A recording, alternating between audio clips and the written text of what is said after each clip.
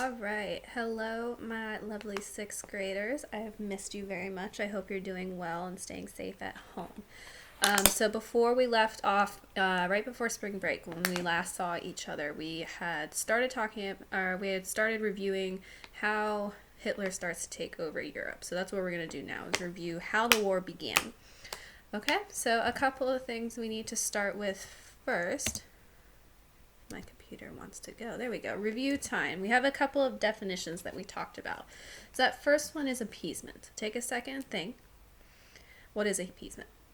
Remember, that was giving Hitler whatever he wanted to try and prevent war from happening, because that was the number one thing they didn't want. They didn't want to go to war again. So there were a couple of different ways that we did that. The first one, we let Hitler invade the Rhineland. Remember, the Rhineland was that area between Germany and France, and we let Hitler have it, even though the Treaty of Versailles said that he was not supposed to. Then he invaded Austria. Remember, it was kind of like that story, if you give a mouse a cookie, he's going to ask for more and more. That's how it was. Hitler was given one thing, he kept asking for more, so he invades Austria. And then he invaded the Sudetenland, that area where there was those 3 million German people, or people of German ancestry living. Hitler invaded there.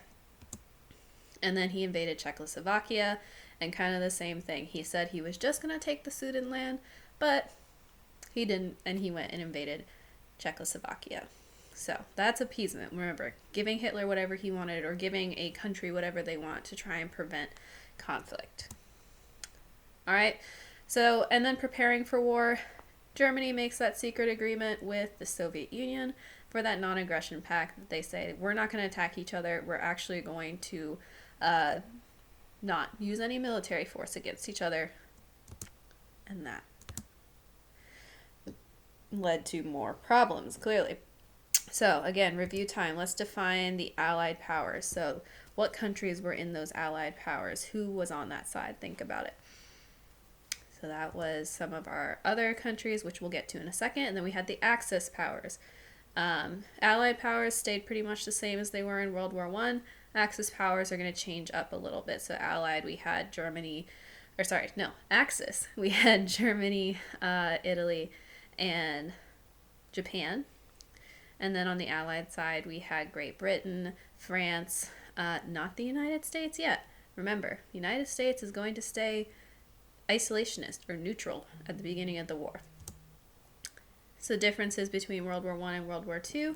Italy is going to join the Axis side, and then also we have Japan joining in on the war.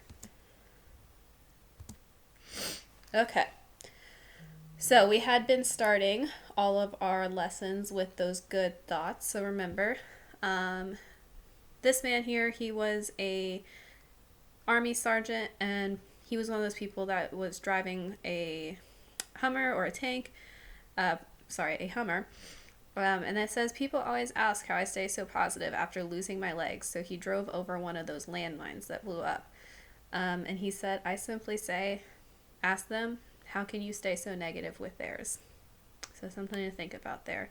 And remember that quote we've been saying every single class. I'm sure you all are already thinking it, or you remember it. In spite of everything, that people are truly good at heart. And I do believe that. Alright, so at this point in the presentation, or in class, we will be doing our column notes. If you have not been practicing your column notes, you need to do that. There's an activity for you to do it online, or you could also print it out and make your own column notes. If you understand the way that these countries think and their systems of government, this war will make a lot more sense to you. So practice that.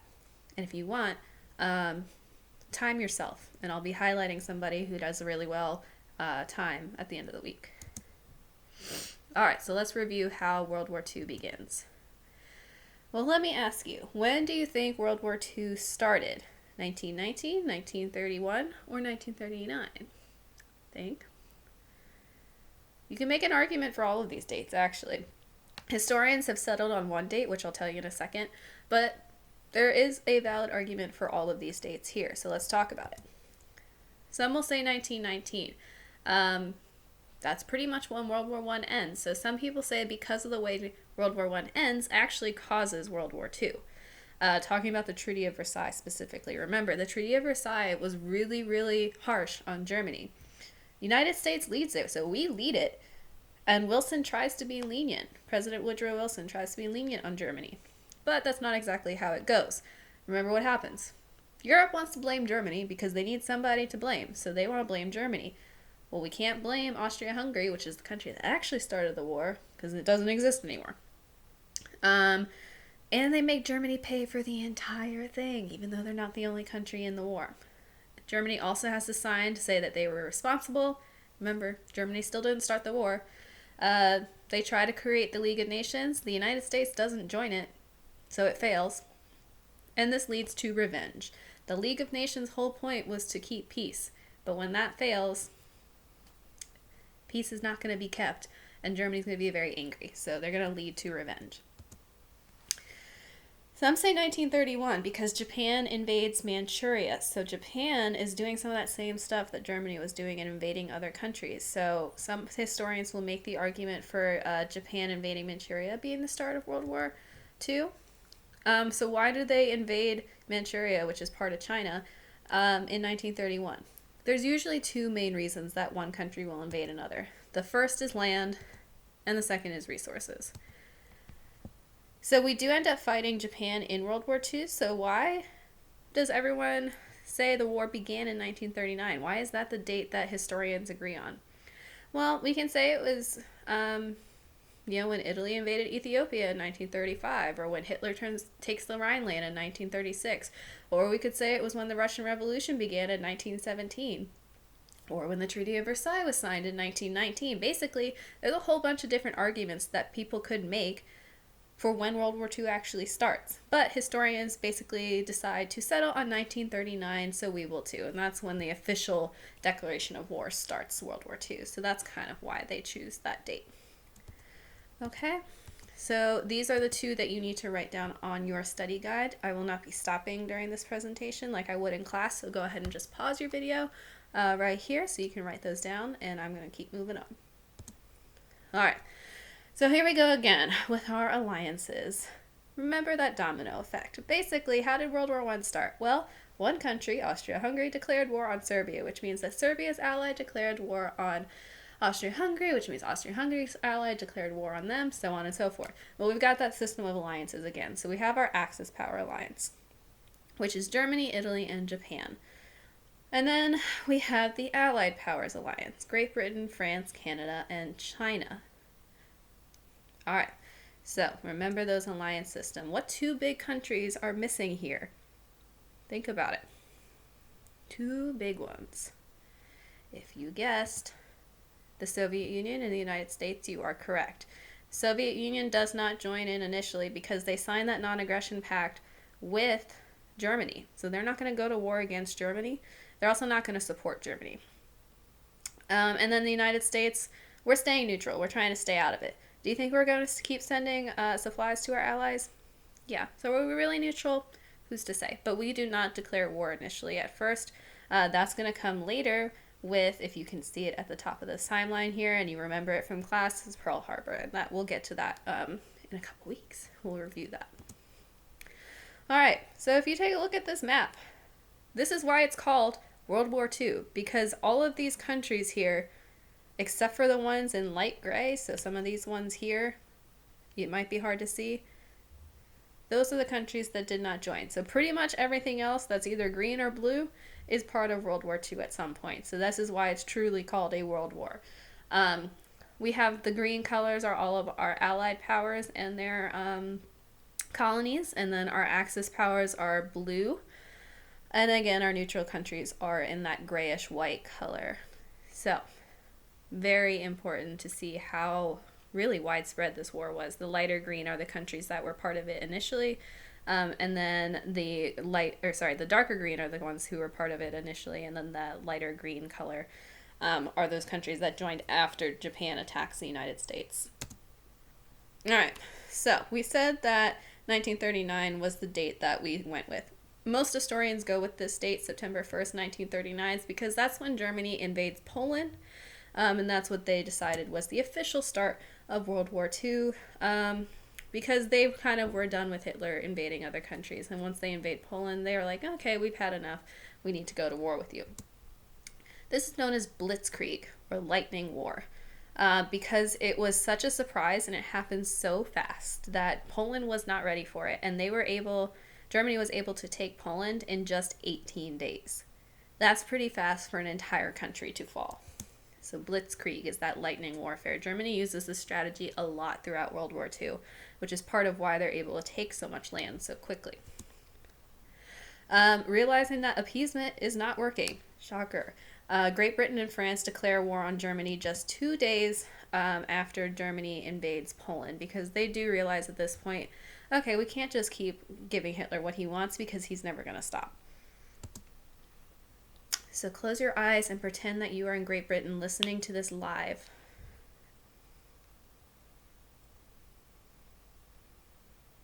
I am speaking to you from the Cabinet Room at 10 Downing Street. This morning, the British ambassador in Berlin handed the German government a final note stating that unless we heard from them by 11 o'clock, that they were prepared at once to withdraw their troops from Poland, a state of war would exist between us. I have to tell you now that no such undertaking has been received, and that consequently this country is at war with Germany. You can imagine what a bitter blow it is to me that all my long struggle to win peace has failed. Yet I cannot believe that there is anything more or anything different that I could have done and that would have been more successful. Up to the very last, it would have been quite possible to have arranged a peaceful and honorable settlement between Germany and Poland. But Hitler would not have it. He had evidently made up his mind to attack Poland whatever happened. And although he now says he put forward reasonable proposals which were rejected by the Poles, that is not a true statement. The proposals were never shown to the Poles, nor to us. And though they were announced in the German broadcast on Thursday night, Hitler did not wait to hear comments on them, but ordered his troops to cross the Polish frontier the next morning. His action shows convincingly that there is no chance of expecting that this man will ever give up his practice of using force to gain his will. He can only be stopped by force. And we in France are today, in fulfillment of our obligations, going to the aid of Poland, who is so bravely resisting this wicked and unprovoked attack upon her people. We have a clear conscience. We have done all that any country could do to establish peace. But a situation in which no word given by Germany's ruler could be trusted, and no people or country could feel itself safe, had become intolerable. And now that we have resolved to finish it, I know that you will all play your part with calmness and courage.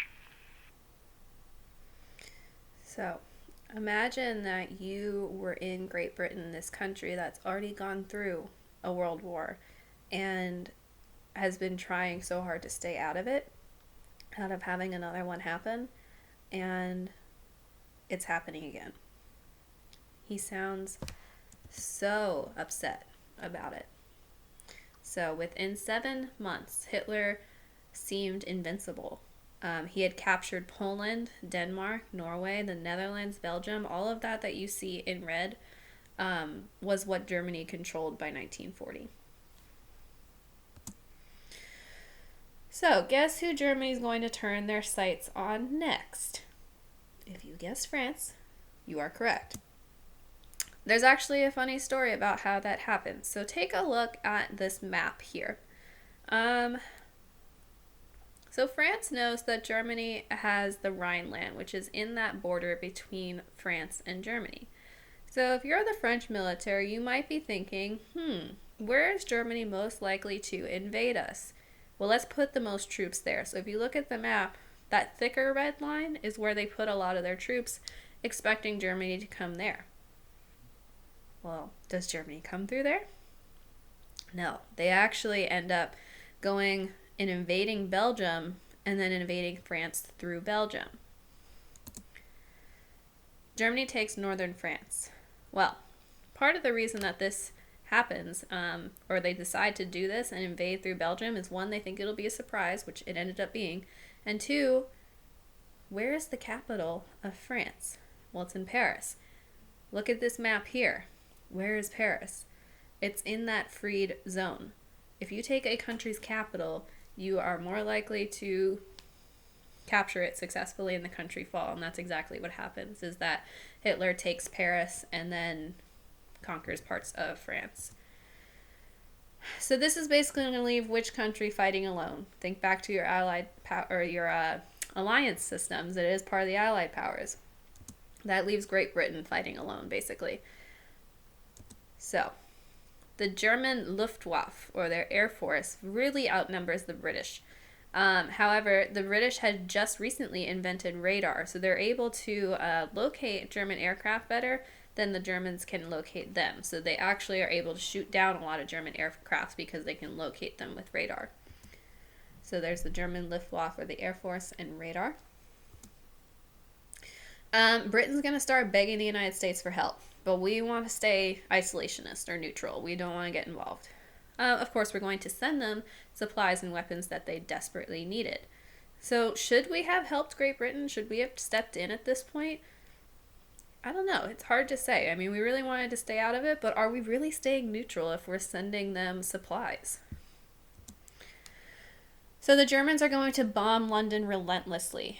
Many of the city children were actually sent out of either out of England or out into the countryside to keep them safe, really, because Germany just kept bombing London over and over and over again.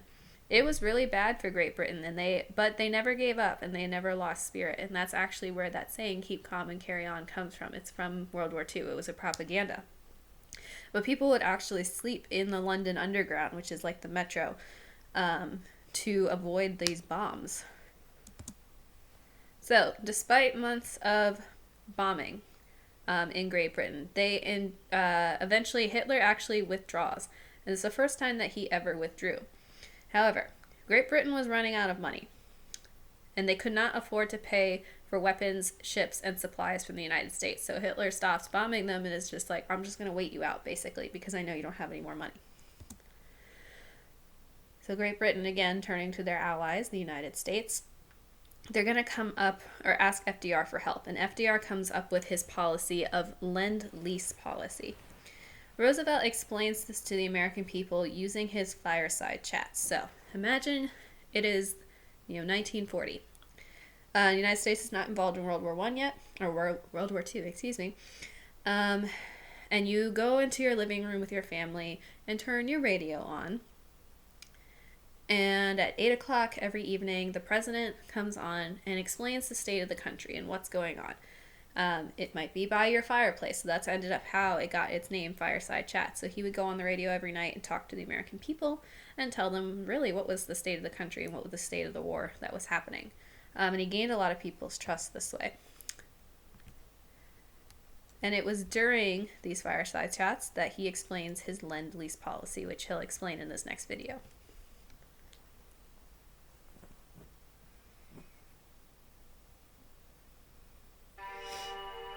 Roosevelt wanted to help, but most Americans were against involvement in any war. It would take all of FDR's political genius to get Churchill what England needed to survive. We cannot, and we will not, tell them that they must surrender merely because of present inability to pay for the weapons which we know they must have. Congress had prohibited Roosevelt from sending weapons unless England paid in cash, and England was bankrupt. The president would have to outmaneuver the lawmakers. I do not recommend that we make them a loan of dollars daring plan with an innocuous name, Lend-Lease. Lend-Lease was a way to give the British planes, tanks, guns, artillery, ammunition, without them really paying for it. And reporters at a press conference asked him, what does this mean? What does Lend-Lease mean? Roosevelt explained that we would lend England the weapons, and when the war was over, England would return them. It was like lending a neighbor a garden hose to put out a fire, he said. After the fire was out, the neighbor would simply return the hose. Well, of course, it was patent nonsense. What were the British going to do? Give us the tanks back that were blowing up, the planes that were shot down? But Roosevelt's invocation of this homily about the neighbor and the garden hose is a wonderful way for him to sell it to the public. And that was his political genius. That was something that he had a kind of sixth sense for. You can't understand it, you can't define it, you can't put it under any scientific rubric. It simply was something that the man had. So, pretty smart way to explain his policy.